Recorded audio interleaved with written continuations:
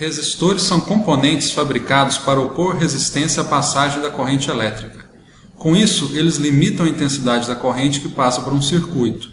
Se um circuito for alimentado com uma mesma tensão, quanto maior o valor da resistência, menor será a corrente elétrica. A passagem da corrente elétrica por um resistor provoca uma queda no valor da tensão e o aquecimento do componente. Por isso, os resistores também são utilizados na geração de luz e calor. A unidade de medida da resistência é chamada ohm, simbolizada pela letra grega ômega maiúsculo. Seu nome foi dado em homenagem a Simon Ohm, físico e matemático alemão que desenvolveu a primeira teoria matemática da condução elétrica nos circuitos. Os resistores são fabricados para certos valores de resistência, chamados valores comerciais. Se precisarmos de um resistor cuja resistência não seja de um valor comercial, será necessário associarmos 2 ou mais resistores para obtermos o valor desejado. Podemos associar resistores de forma a obtermos uma resistência equivalente maior, menor ou mesmo igual ao valor dos resistores que foram associados. Em circuitos elétricos existem duas formas de associação de componentes. Eles podem ser associados em série ou em paralelo. As chamadas associações mistas nada mais são do que uma mistura dessas duas. Associação em série. Uma associação em série pode ser comparada a uma linha de montagem em que as peças ficam enfileiradas uma após a outra. Elas seguem um único caminho desde o início até o fim do processo. Em uma associação em série de componentes eletrônicos, todos os componentes estarão enfileirados e a corrente elétrica só terá um caminho a seguir. Ao passar pelos resistores, o valor da tensão sofrerá uma queda proporcional à resistência do componente, de acordo com a lei de Ohm. Vejamos outras configurações possíveis para associações em série. Em todas elas, os resistores estarão enfileirados e só haverá um caminho para a passagem da corrente elétrica. A resistência equivalente de uma associação em série corresponde à soma dos valores de cada resistor. Vamos resolver alguns exercícios. Primeiro, calcule a resistência equivalente em relação aos pontos A e B. Nesse circuito, podemos ver 6 resistores ligados em série. Para calcularmos a resistência equivalente, bastará somarmos o valor de cada um deles. Resistência equivalente é igual a 10 mais 50 mais 40 mais 60 mais 20 mais 30. Resistência equivalente é igual a 210 ohms. Vamos a um segundo exercício. Novamente, outro circuito onde se deseja calcular a resistência equivalente entre os pontos A e B. Como se trata de uma associação em série, somam-se os valores dos resistores. Resistência equivalente é igual a 10 mais 20 mais 20 mais 10. Resistência equivalente é igual a 60 ohms. Associação em paralelo. Uma associação em paralelo fornece caminhos alternativos à passagem da corrente elétrica, ou seja, a corrente flui paralelamente por cada componente.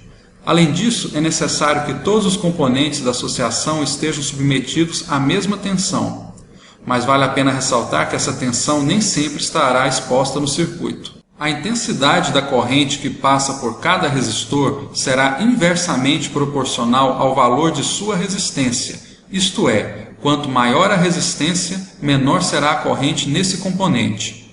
O valor da corrente também é calculado pela lei de Ohm. Vejamos outros exemplos típicos de associação em paralelo de resistores. Os dois circuitos da esquerda são associações clássicas e bastante simples. Porém, em alguns circuitos, tais como os exibidos à direita, pode haver dúvidas quanto ao tipo de associação. Uma dica para facilitar a identificação de uma associação em paralelo consiste em verificar se os resistores estariam submetidos a uma mesma tensão. Durante essa videoaula, isso será feito utilizando-se uma pilha inserida junto aos resistores. Nos 4 exemplos mostrados, caso os resistores estivessem alimentados por alguma tensão, essa tensão seria a mesma, comprovando que estão realmente em paralelo. Vamos agora deduzir a fórmula para calcular a resistência equivalente de uma associação em paralelo. Isso será feito por meio da análise do circuito mostrado na tela. De acordo com a lei de Ohm, sabemos que a tensão na pilha pode ser calculada como sendo igual à resistência equivalente vezes a corrente total do circuito. A corrente total do circuito é formada pela soma das correntes que passam por cada um dos resistores em paralelo. O valor das correntes que passam pelos resistores pode também ser calculado pela lei de Ohm, conforme ilustra a figura. Como a tensão é a mesma para os três resistores, seu valor pode ser colocado em evidência. Podemos cancelar o valor da tensão em ambos os lados da equação. Agora, passamos a resistência equivalente que está multiplicando para o outro lado dividindo. Assim, a resistência equivalente é calculada por meio da fórmula em destaque, onde o inverso da resistência equivalente é igual à soma do inverso das resistências.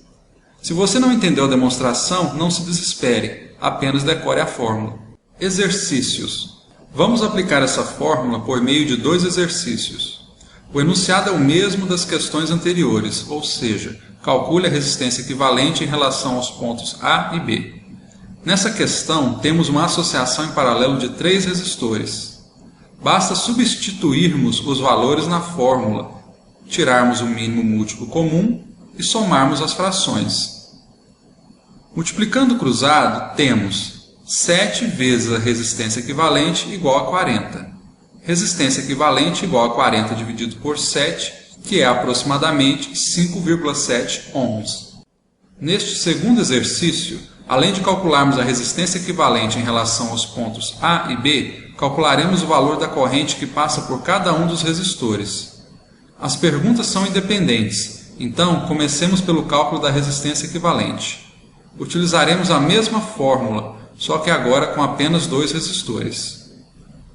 Substituímos o valor dos resistores na fórmula, tiramos o mínimo múltiplo comum, somamos as frações, multiplicamos cruzado, temos que 3 vezes a resistência equivalente igual a 10, resistência equivalente igual a 10 sobre 3, que é aproximadamente 3,3 ohms.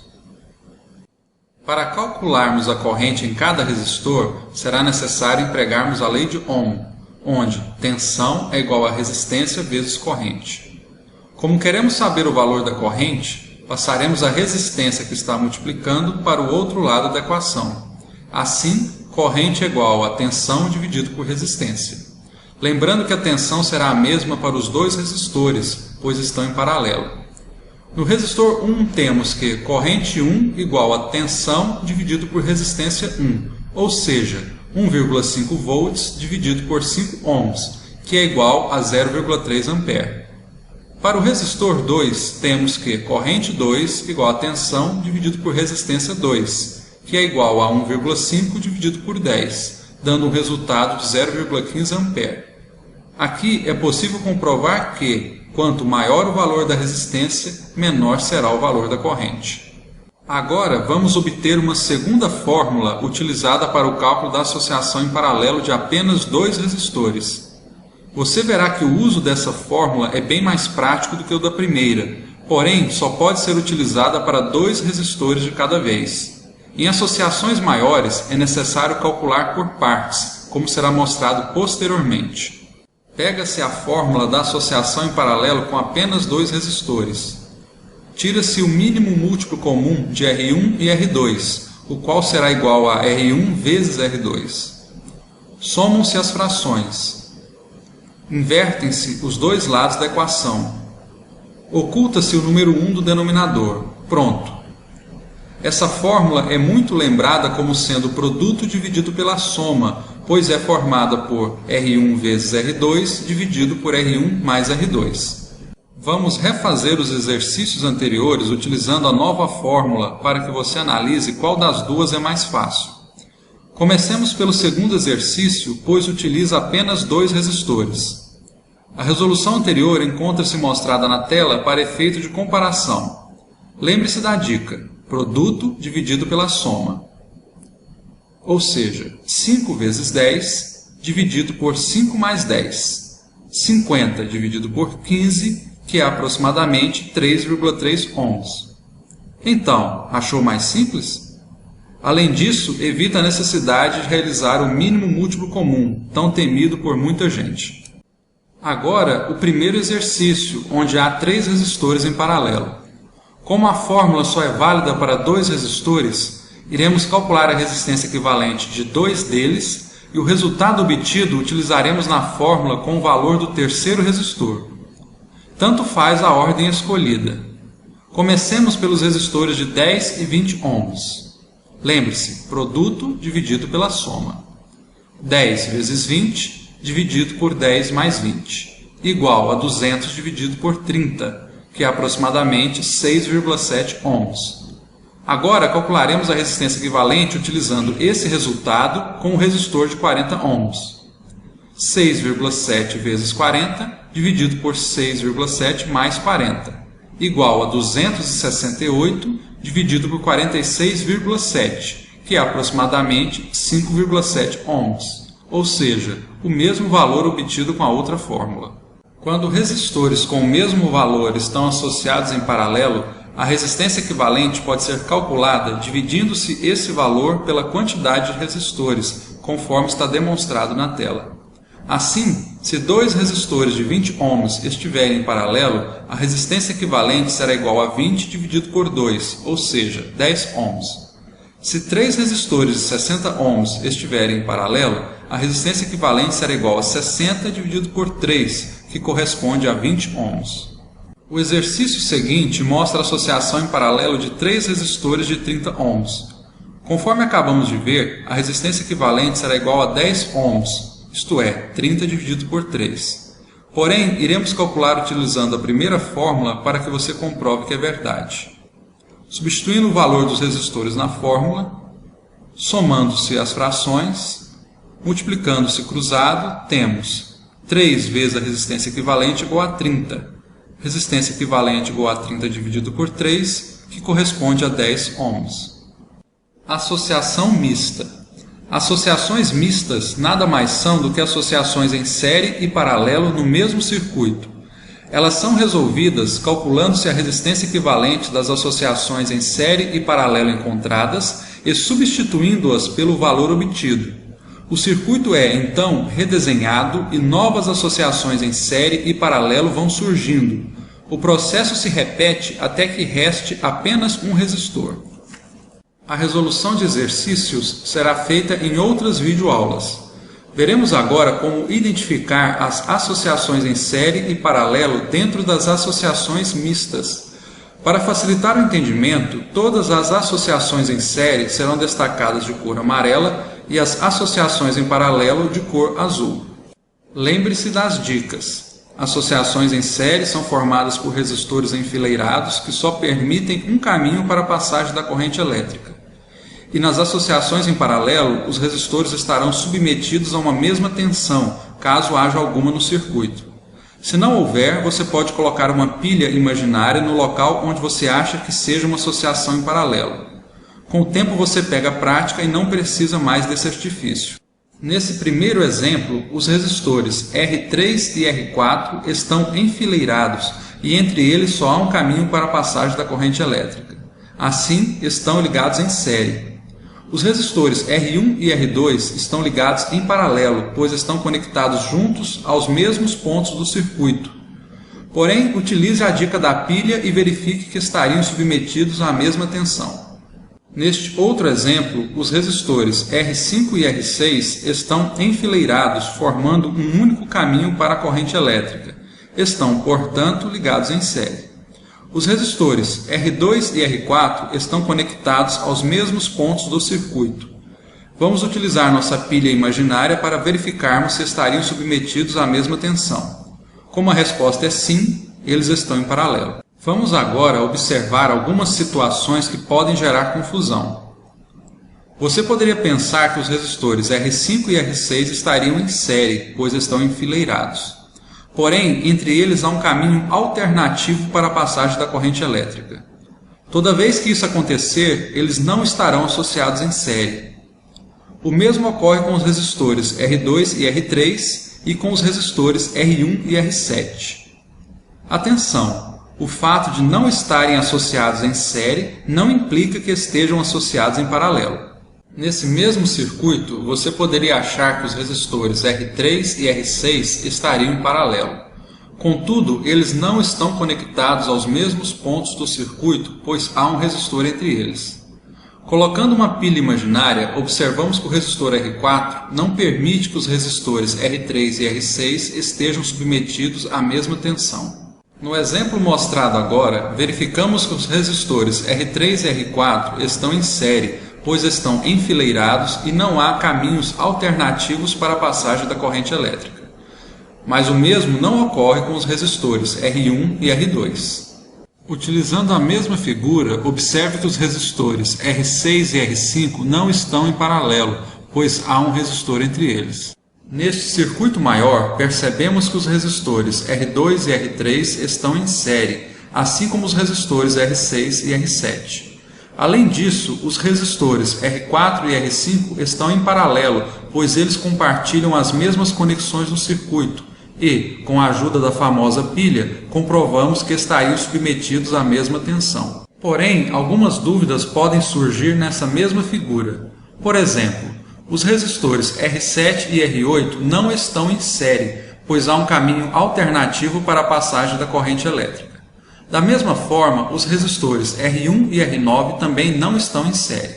Em mais este exemplo, podemos identificar uma associação em série entre os resistores R5 e R6 e uma associação em paralelo entre os resistores R3 e R4. Porém, pelos mesmos motivos dos circuitos anteriores, os resistores R1 e R2 não estão em série. Essa última associação mostra um arranjo diferente de resistores, o qual pode parecer confuso à primeira vista. Primeiramente, vale ressaltar que os resistores R2 e R3, R4 e R5 e R6 e R7 não estão em série, pois há um caminho alternativo para a passagem da corrente elétrica. O circuito pode ser desmembrado conforme mostrado à direita. Observe bem para que você consiga compreender que os dois circuitos são equivalentes. Com a ajuda de nossas pilhas, podemos comprovar que os resistores R2, R4 e R6 estão ligados em paralelo, assim como os resistores R3, R5 e R7. Antes de concluirmos a aula, vamos falar rapidamente sobre curto-circuito. Do ponto de vista teórico, um curto-circuito é um caminho com resistência igual a zero. Um curto-circuito ligado em série não altera o valor da resistência equivalente, pois sua resistência zero será somada à resistência dos demais resistores. Porém, caso esteja ligado em paralelo, tornará a resistência equivalente igual a zero, pois a corrente fluirá totalmente pelo curto-circuito. Então, lembre-se disso. Um curto-circuito ligado em série não altera o valor, mas um curto-circuito em paralelo resulta em uma resistência equivalente igual a zero. A influência de um curto-circuito ligado em paralelo pode ser facilmente demonstrada utilizando-se a fórmula do produto dividido pela soma, onde R1 será um resistor qualquer e R2 um curto-circuito. Resistência equivalente é igual a R1 vezes zero dividido por R1 mais zero. Resistência equivalente é igual a zero sobre R1, que corresponde a 0 ohm. Obrigado por sua atenção.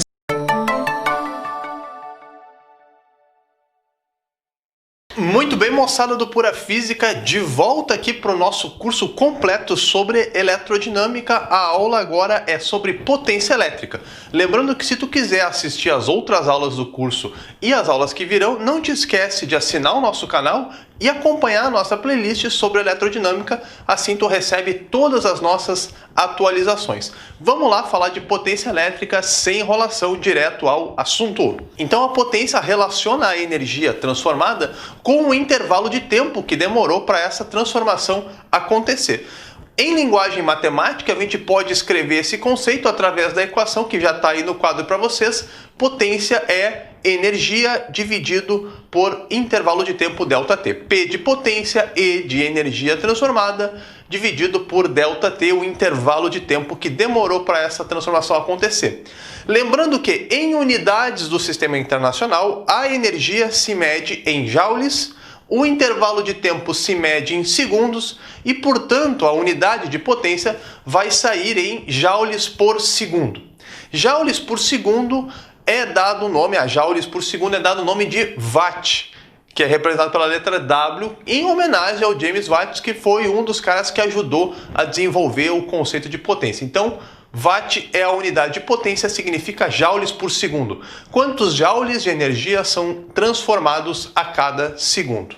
Por exemplo, uma lâmpada elétrica de 60 watts. O que significa esse 60 watts? Significa que a cada segundo que essa lâmpada fica ligada, ela converte 60 joules de energia elétrica em energia luminosa e também em calor, porque a lâmpada esquenta, então ela converte parte dessa energia em calor. Como essa é uma aula aqui da eletrodinâmica, né, a gente vai falar mais especificamente sobre a potência elétrica e sobre aparelhos que fazem conversão de energia elétrica em outras formas de energia. Um exemplo que eu já dei é a lâmpada de filamento, né, que transforma energia elétrica em energia luminosa e energia térmica. A gente também tem, por exemplo, o chuveiro elétrico, que transforma energia elétrica em energia térmica, porque ele tem o objetivo de esquentar a água. A TV é um aparelho que, por exemplo, transforma energia elétrica em energia luminosa, para formar a imagem na tela, energia sonora nas caixas de som e também energia térmica, porque,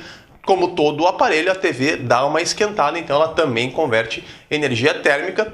E o ventilador, que converte energia elétrica em energia mecânica do movimento das pás do ventilador e também em calor. Vocês podem ver que todos os aparelhos aí convertem parte da sua energia em energia térmica, se não toda a energia em energia térmica, como é o caso do chuveiro, porque os aparelhos esquentam.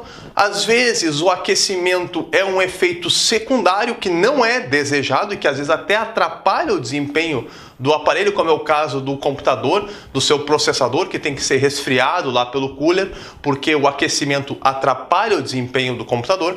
Mas às vezes o aquecimento é o efeito desejado, como é o caso do chuveiro elétrico, como é o caso da torradeira, como é o caso da chapinha, como é o caso do ferro de passar roupa. Isso tudo a gente vai ver mais adiante nessa aula, quando a gente for falar de efeito Joule. Mas todos os aparelhos esses são exemplos de aparelhos que convertem energia elétrica em uma outra forma ou outras formas de energia. Para fazer o cálculo da potência, a gente já viu no início dessa aula que existe a equação que define potência. Potência é energia dividido pelo intervalo de tempo, mas como eu quero aplicar o cálculo da potência a aparelhos elétricos e a circuitos elétricos, então eu quero equações que me permitam calcular a potência a partir dos parâmetros do circuito, os parâmetros do aparelho, como por exemplo a tensão, a resistência e a corrente. Na figura que está aí no quadro para vocês, eu tenho um circuito bastante simples que tem uma fonte de tensão V e tem um aparelho qualquer, não importa qual é o aparelho, que está ligado nesse circuito. A tensão que está sujeito a esse aparelho é a tensão V e vamos dizer que nele circula uma corrente I e, portanto, a potência desenvolvida por esse aparelho vai ser dado pela equação P igual a V vezes I. Potência é igual a tensão submetida ao aparelho vezes a corrente que circula no aparelho. Se eu usar a tensão em volts e usar a corrente em amperes, a potência vai sair em watts, porque eu estou usando sempre aí, no meu exemplo, unidades do sistema internacional. Então, nesse caso, com tensão em volts, corrente em amperes, a potência sai em watts. Essa é a primeira equação para calcular a potência elétrica. No começo da aula, eu falei que todos os aparelhos sofrem algum tipo de aquecimento quando são percorridos por corrente elétrica, né? A gente viu os exemplos, todos os aparelhos estavam transformando pelo menos uma parcela da sua energia elétrica em energia térmica, e isso acontece por causa de um fenômeno chamado efeito Joule. O que é o efeito Joule?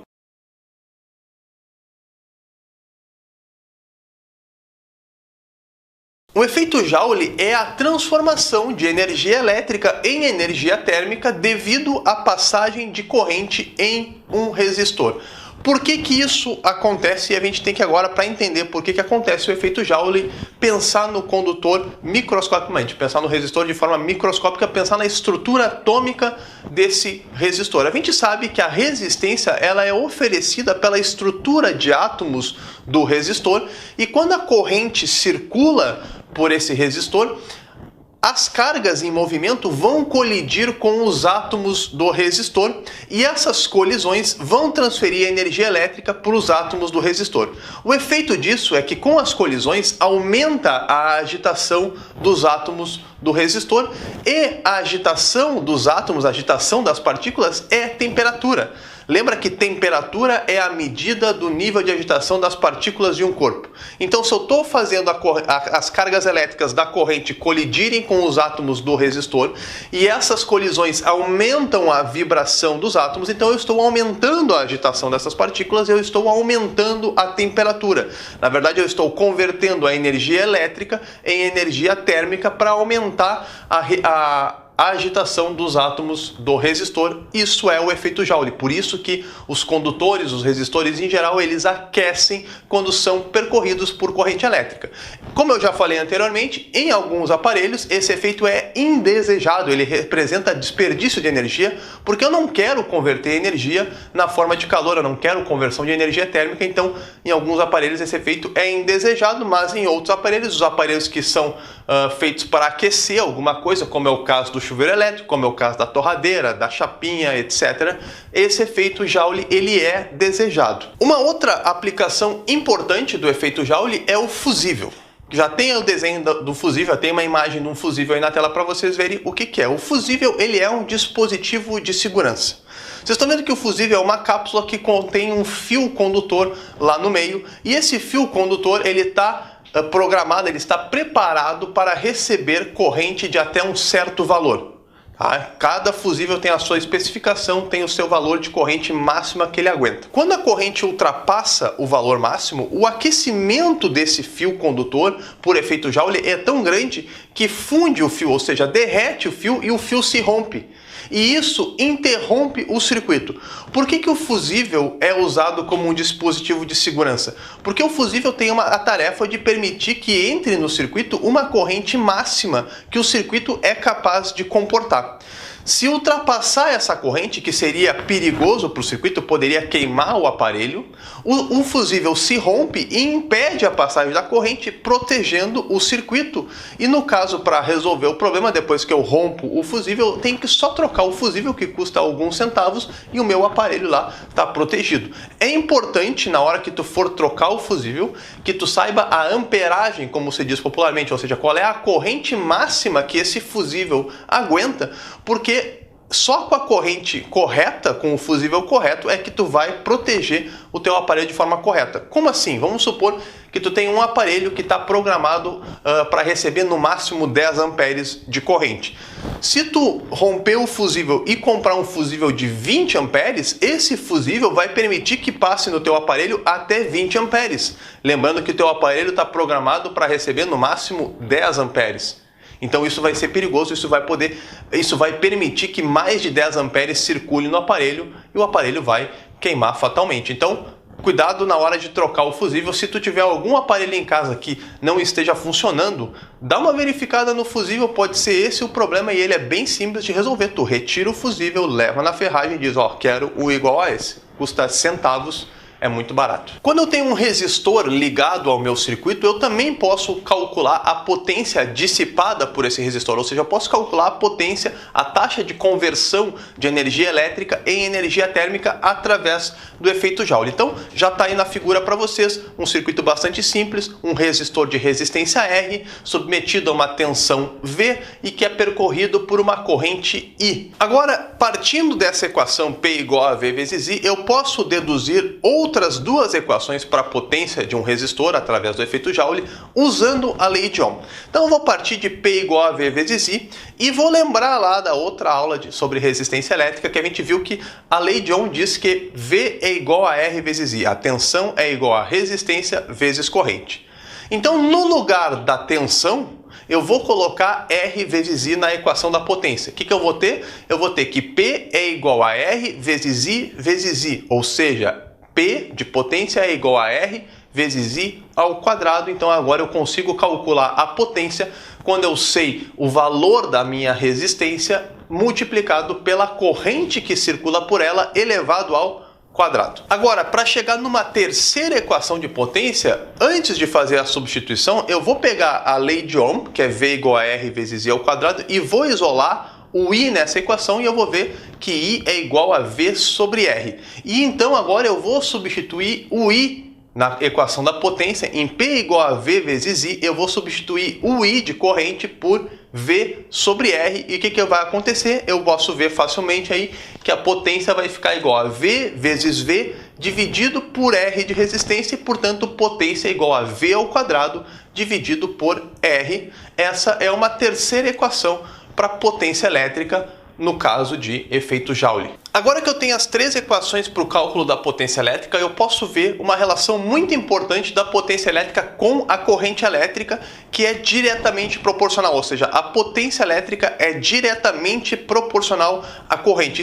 Isso significa que para o mesmo aparelho, quanto mais corrente circular nesse aparelho, maior vai ser a potência desenvolvida por ele. Então, pensa que para o mesmo aparelho, quanto mais potência tu quiser, mais corrente tu vai ter que ter circulando nesse aparelho. Por exemplo, num chuveiro elétrico, se tu quer que ele aqueça mais, ou seja, quando tu vai mudar a chave da posição verão para a posição inverno, para o chuveiro esquentar mais a água, tu vai ter que aumentar a corrente elétrica que circula nesse aparelho, no chuveiro elétrico. Quando tu aumenta o volume de um aparelho de som, por exemplo, tu também está aumentando a potência desenvolvida por esse aparelho, então tu está aumentando a corrente que circula no aparelho. E como é que esses aparelhos geralmente fazem isso? A questão do como aumentar a potência de um chuveiro elétrico é caso clássico de questões do Enem e de vestibulares. Quando eu estou mexendo na chave na posição verão para inverno, eu estou aumentando a corrente e para fazer isso eu estou diminuindo a resistência. Lembra que a gente discutiu no vídeo sobre resistência elétrica que a chave seletora lá do aparelho do chuveiro elétrico é um reostato, ou seja, é uma resistência variável. Se eu quero mais corrente circulando no meu circuito para ter mais potência e mais aquecimento, lembra que a relação da corrente elétrica com a resistência, quando a tensão é constante, no caso do aparelho do chuveiro elétrico a tensão é constante, é a tensão da rede elétrica, quando eu quero mais corrente, eu tenho que reduzir a resistência. Então, quando eu estou selecionando a chave da posição verão para a posição inverno, eu estou reduzindo a resistência do chuveiro para aumentar a corrente e, com isso, aumentar a potência. Não se engane achando que aumentar o aquecimento significa aumentar a resistência. Não, é o contrário. Aumentar o aquecimento de um chuveiro elétrico é diminuir a resistência, porque quanto menos resistência eu tenho, mais corrente circulando, e mais corrente significa mais potência, mais aquecimento. E como é que a gente muda a resistência de um chuveiro elétrico mexendo naquela chave? Ele vai fazer com que o comprimento do resistor lá fique menor. Mudando o comprimento do resistor, ele muda o valor da resistência. Lembra que a resistência é diretamente proporcional ao comprimento. Então, quando eu passo da chave verão para inverno, eu seleciono o menor comprimento do resistor para ter menor resistência, mais corrente e, portanto, mais potência. Se tu não lembra direito dos conceitos das relações entre a resistência com o comprimento, a área e o material, dá uma olhada na nossa segunda aula sobre resistência elétrica, o link está aí na descrição do vídeo para ti. Se tu ficou com alguma dúvida dessa aula, deixa nos comentários, porque a comunidade aqui que assiste o canal vai ter o maior prazer em te ajudar. Eu fico nessa, não te esquece de te inscrever no nosso canal. Eu fui nessa, falou!